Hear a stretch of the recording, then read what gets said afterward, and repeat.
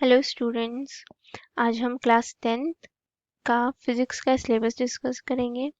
देखेंगे कौन कौन से चैप्टर्स हैं। बेसिकली हमारे 5 चैप्टर्स है फिज़िक्स में क्लास 10th में। 5 चैप्टर्स में देखेंगे कौन कौन से टॉपिक्स हैं, क्या है उन टॉपिक्स में। थोड़ा सिलेबस का डिस्कशन कर। फर्स्ट चैप्टर है वो है लाइट। बहुत ही ज़्यादा डिफ़िकल्ट चैप्टर लगता है सबको, लेकिन बहुत ही ज़्यादा इजी है अगर इसके बेसिक्स समझ में आ जाए तो। बहुत ज़्यादा इजी चैप्टर है। हम एकदम बेसिक्स के साथ चलेंगे, इसके सारे बेसिक्स क्लियर करेंगे तो ये चैप्टर बहुत इजी बन जाएगा हमारे लिए। ठीक है, तो इसमें दो फिनोमेनाज है, रिफ्लेक्शन और रिफ्रैक्शन। रिफ्लेक्शन क्या है कि मैंने यहाँ पे मिरर लगा दिया, लाइट आई, रिफ्लेक्ट हुई, ये तो हो गया रिफ्लेक्शन। रिफ्रैक्शन क्या हो गया, ये मेरा है ग्लास। ठीक है, यहाँ से लाइट आई, अब यहाँ से ये रिफ्लेक्ट नहीं हो रही है, ये क्या हो रही है, रिफ्रैक्ट हो रही है, इसके अंदर से पास हो रही है, तो ये हो गया हमारा रिफ्रैक्शन। तो हम ये दोनों फिनोमेनास पढ़ेंगे। ठीक है, उससे पहले हम laws of reflection of light देखेंगे। उसके बाद हम इसके अंदर इमेज के बारे में भी पढ़ेंगे, दो तरह की इमेज होती है उसके बारे में पढ़ेंगे। फिर हम मिरर के बारे में पढ़ेंगे, प्लेन मिरर होता है और स्फेरिकल मिरर होता है, दोनों के बारे में देखेंगे, दोनों की प्रॉपर्टीज देखेंगे। उसके बाद हम देखेंगे image formation by spherical mirror. Spherical mirror में कैसे इमेज बनती है। स्फेरिकल मिरर क्या होता है, थोड़ा सा आइडिया दे देती हूँ। समझ लो ये कांच का गोला है। ठीक है, बाहर तो कांच है, अंदर पॉलिश करी हुई है। अगर मैं इसका कोई टुकड़ा ले लूँ ना इतना सा, तो ये मेरा स्फेरिकल मिरर बन जाएगा। तो इसके अंदर जो इमेज होती है ना, ऑब्जेक्ट की पोजीशन से चेंज होती रहती है। ठीक है, तो कैसे हमें वो डायग्राम बनाने हैं, कैसे इमेज बनेगी, वो सारा का सारा हम इसके अंदर देखेंगे। उसके बाद हम देखेंगे साइन कन्वेंशन। अगर साइन कन्वेंशन आ गया तो सारे के सारे न्यूमेरिकल्स हो जाएंगे, एक भी न्यूमेरिकल आपका गलत नहीं होगा, इसलिए ये बहुत इंपॉर्टेंट टॉपिक है। उसके बाद आता है हमारा मिरर फॉर्मूला। मिरर फॉर्मूले में हम यू वी और एफ का यूज करेंगे। यू वी एफ क्या है सब अपन देखेंगे। ठीक है, उसके बाद आता है हमारा रिफ्लेक्शन ऑफ लाइट। अपन ने रिफ्लेक्शन ऑफ लाइट के बारे में देख लिया इन सब में। नेक्स्ट हमारा आता है रिफ्रैक्शन ऑफ लाइट। रिफ्रैक्शन जैसे मैंने यहाँ पे बता दिया था क्या होता है। उसके बाद रिफ्रैक्टिव इंडेक्स इंपॉर्टेंट है, बच्चों को बहुत कंफ्यूजन रहती है, लेकिन आपकी सारी कंफ्यूजन क्लियर हो जाएगी जब आप अच्छे से पढ़ोगे ये।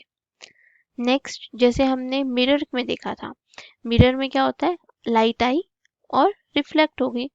वैसे ही लेंस में क्या होता है कि लाइट रिफ्लेक्ट नहीं होती है, रिफ्रैक्ट होती है। लाइट आई और अंदर चली गई, रिफ्रैक्ट। तो हम लेंस के बारे में पढ़ेंगे। जैसे मिरर में हम डायग्राम्स बनाएंगे इमेज फॉर्मेशन के, सिमिलरली वैसे ही हम लेंस में भी इमेज फॉर्मेशन के डायग्राम बनाएंगे।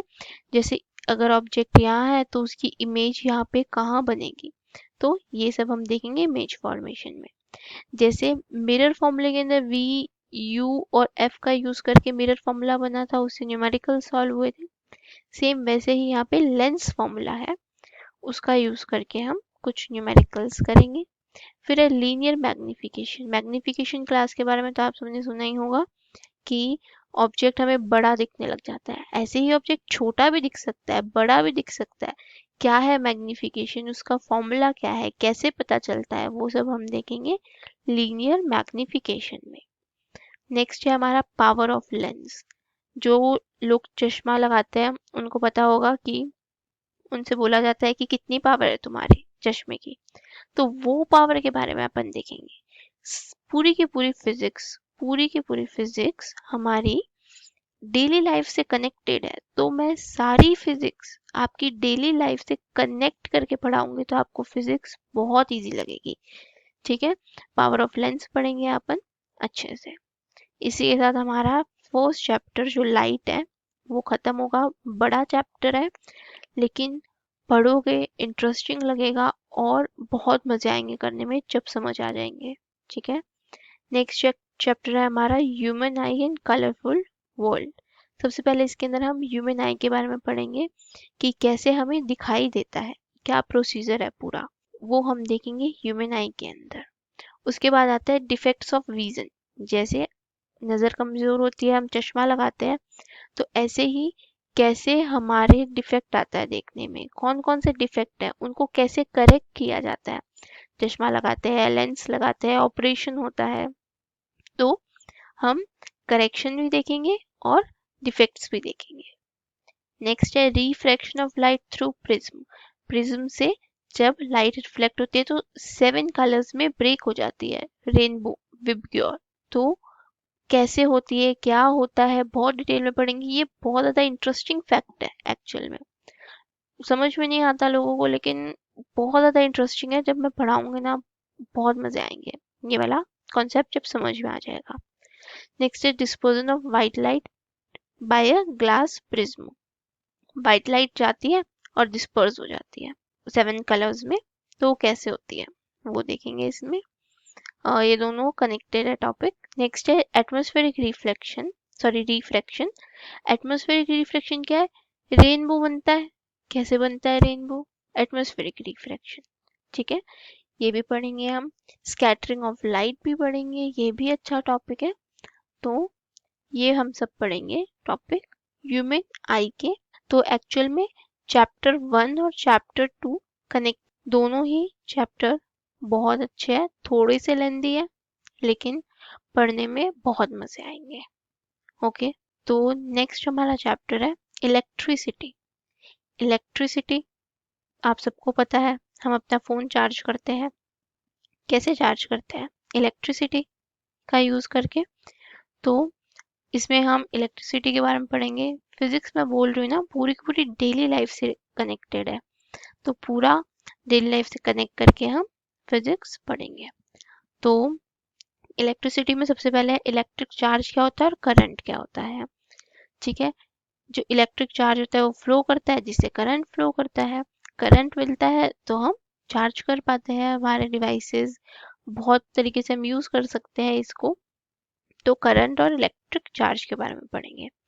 Electrical potential and potential difference, ये इम्पॉर्टेंट है, बहुत इम्पॉर्टेंट टॉपिक है, इसके बारे में भी हम अच्छे से डिटेल में पढ़ेंगे। नेक्स्ट है इलेक्ट्रिक करंट। इलेक्ट्रिक करंट के बारे में पढ़ेंगे, जिसको हम आई से डिनोट करते हैं, पोटेंशियल डिफरेंस को हम वी से डिनोट करते हैं। तो इन सब के बारे में अपन पढ़ेंगे। ओम्स लॉ बहुत इंपॉर्टेंट लॉ है, और डेली लाइफ से कनेक्ट करोगे तो आपको पता चलेगा कि ये तो हमें पता ही था ओम्स लॉ, और बच्चे कंफ्यूज हो जाते हैं ओम्स लॉ क्या है। बहुत इजी टॉपिक है, इसके अंदर सीधा सा है V इक्वल्स टू IR, और इसको हम देखेंगे कि ये कैसे आया। नेक्स्ट है रेजिस्टेंस। रेजिस्टेंस का मतलब क्या होता है, रोकना, किसी को भी रोकना। तो रेजिस्टेंस क्या करता है, ये करता है, रेजिस्टर क्या करता है, रेजिस्टर करंट को फ्लो करने से रोकता है, करंट को फ्लो करने से रोकता है, रेजिस्ट करता है कि करंट आगे ना जाए, तो वो होता है रेजिस्टेंस। रेजिस्टेंस के बारे में पढ़ेंगे। Resistance of a system of resistor दो तरीके के होते हैं, सीरीज और पैरेलल। तो हम दोनों को देखेंगे कि अगर मैं रेजिस्टर्स को इसके अंदर हम देखेंगे कि कैसे सीरीज में कनेक्ट करते हैं रेजिस्टर्स को, तो कैसे रेजिस्टेंस पे इफेक्ट पड़ता है, पैरेलल पे करता है तो कैसे रेजिस्टेंस पे इफेक्ट पड़ता है, ये सब हम देखेंगे इसके अंदर।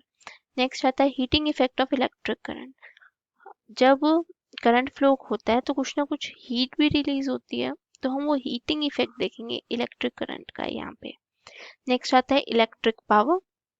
इलेक्ट्रिक पावर के बारे में देखेंगे कि इलेक्ट्रिक पावर क्या होती है। तो ये चैप्टर भी बहुत ज़्यादा इंटरेस्टिंग चैप्टर है अगर हम इसको डेली लाइफ से कनेक्ट करें तो। नेक्स्ट है हमारा chapter magnetic effects of electric current. Magnetic effects of electric current का मतलब क्या है, अगर लैंग्वेज में बताऊं तो magnetic effect of electric current क्या है, अगर आप कोई नेल ले लो या कील बोल लो, ये ले लूं और इस पे मैं वायर लपेट दूं, ठीक है, और इस वायर को मैं बैटरी से सेल से कनेक्ट कर दूं, तो क्या होगा, ये मैग्नेट बन जाएगा। यही क्या है, इलेक्ट्रिक करंट के फ्लो होने से कोई चीज मैग्नेटिक बन रही है, तो magnetic effect of electric current, ठीक है। तो जैसे हमने छोटी क्लास में पढ़ाई था, जो हमारा मैग्नेट होता है उसमें ऐसे ये लाइंस जाती है ना, ये क्या है, ये एक मैग्नेटिक फील्ड क्रिएट कर रहा है, तो मैग्नेटिक फील्ड के बारे में पढ़ेंगे। Force on current carrying conductor in a magnetic field, ये पढ़ेंगे कि कैसे फोर्स लगता है अगर करंट कैरिंग कंडक्टर को मैं मैग्नेटिक फील्ड में ले आऊं। सपोज यहाँ पे मैग्नेटिक फील्ड है, ठीक है, कैसे जनरेट हुआ है वो अपन आगे पढ़ेंगे। अगर मैं एक ऐसी वायर को यहाँ पे ले आऊं जिसके अंदर करंट फ्लो हो रहा है, तो इस पे फोर्स लगेगा, या तो ये दूर जाएगी या पास आएगी, कैसे आएगी, क्या होगा, वो सब हम डिटेल में देखेंगे। नेक्स्ट है इलेक्ट्रिक मोटर, मोटर के बारे में पढ़ेंगे, इम्पोर्टेंट है, ठीक है। नेक्स्ट है हम पढ़ेंगे इलेक्ट्रोमैग्नेटिक इंडक्शन। इलेक्ट्रोमैग्नेटिक इंडक्शन क्या होता है ये देखेंगे। जैसे हमने देखा था कि मैग्नेट बन गया था हमारा ये नेल करंट फ्लो होने से, वैसे ही मैग्नेट से अपन करंट फ्लो करा सकते हैं किसी वायर में, ठीक है। वो कैसे होता है, इलेक्ट्रोमैग्नेटिक इंडक्शन से, ये हम देखेंगे इसके अंदर। फिर हम डायरेक्ट करंट और अल्टरनेटिंग करंट के बारे में देखेंगे। इलेक्ट्रिक जनरेटर के बारे में देखेंगे कि जनरेटर जो हमारे घरों में होता है वो कैसे काम करता है। और फाइनली देखेंगे डोमेस्टिक इलेक्ट्रिक सर्किट्स के बारे में पढ़ेंगे। तो ये चैप्टर भी बहुत अच्छा है, ये चैप्टर भी आगे डिटेल में स्टडी करेंगे। लास्ट चैप्टर है हमारा फिजिक्स का सोर्सेज ऑफ एनर्जी। छोटा चैप्टर है, काफ़ी सिंपल चैप्टर है। सोर्सेज ऑफ एनर्जी मतलब हमें कहाँ से एनर्जी मिल रही है, जो हमें इलेक्ट्रिकल एनर्जी मिल रही है, विंड एनर्जी मिल रही है, अलग अलग तरीके से हमें एनर्जी मिल रही है, कहाँ से कैसे मिल रही है। तो यहाँ पे तो बेसिकली हम सोर्सेज ऑफ एनर्जी को दो तरीके में क्लासिफाई करते हैं। एक तो हमारा है कन्वेंशनल सोर्स ऑफ एनर्जी और एक है non conventional source of energy. दोनों को ही हम इस चैप्टर में डिटेल में पढ़ेंगे। कन्वेंशनल सोर्स ऑफ एनर्जी क्या होता है, वो सोर्स ऑफ एनर्जी जो कि हमें नेचर से ही मिलता है, नेचर में ही एक्यूमुलेट है जो, लेकिन कभी ना कभी वो खत्म हो जाएगा, ठीक है, कभी ना कभी खत्म हो जाएगा, वो है हमारा कन्वेंशनल सोर्स ऑफ एनर्जी। इसके एग्जांपल दूं अगर मैं, तो पेट्रोल हो गया, या फिर कोल हो गया, नेचुरल गैसेस होगी, ये सब हमारे आती है कन्वेंशनल सोर्स ऑफ एनर्जी में। नेक्स्ट है नॉन कन्वेंशनल, ये भी हमें नेचर से ही मिलता है, लेकिन ये खत्म नहीं होगा। जैसे सोलर एनर्जी है, नहीं खत्म होगी, विंड एनर्जी है, खत्म नहीं होगी। तो ये है हमारी non conventional source of energy. Next है हमारा इन्वायरमेंट कॉन्सिक्वेंसेस। अब ये एनर्जी हम कंज्यूम कर रहे हैं दोनों, तो कुछ ना कुछ तो एनवायरमेंट पे फर्क पड़ता होगा ना। तो एनवायरमेंट पे क्या इम्पेक्ट पड़ता है वो हम स्टडी करेंगे इसके अंदर। कन्वेंशनल सोर्स ऑफ एनर्जी से ज़्यादा इम्पैक्ट पड़ता है, इससे ऐसे एज सच कुछ इम्पैक्ट नहीं पड़ता, लेकिन कन्वेंशनल सोर्स ऑफ एनर्जी से बहुत ज़्यादा इम्पैक्ट पड़ता है। पॉल्यूशन होता है, एसिड रेन होती है उसकी वजह से। तो ये सब हम देखेंगे एनवायरमेंट कॉन्सिक्वेंसेस में। तो इसी के साथ हमारा फिजिक्स के 5 चैप्टर कंप्लीट हो जाएंगे। साथ साथ में पढ़ाई करना, रोज वीडियो देखना, जैसे जैसे मैं बोलूँ वैसे वैसे फॉलो करना। फिजिक्स बहुत इजी लगेगी और बहुत अच्छे से समझ में है। आगे सारे चैप्टर्स की वीडियोस आ जाएगी, डेली पढ़ना। तो आज के लिए इतना ही बहुत है। Good bye, take care and study hard.